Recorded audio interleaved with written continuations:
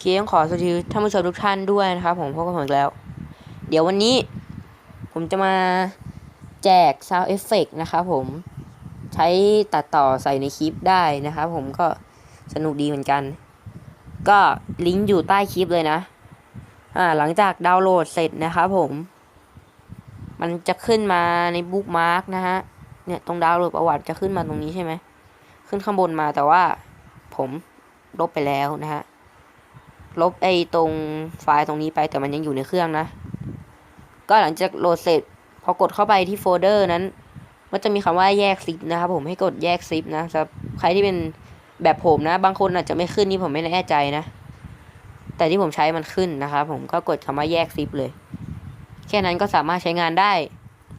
ตัวอย่างเช่นฟัง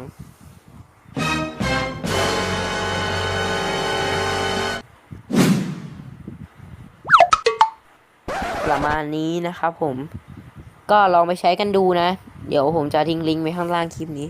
โอเคสำหรับคลิปนี้ก็มาแค่นี้แหละครับผมมาสั้นๆใครที่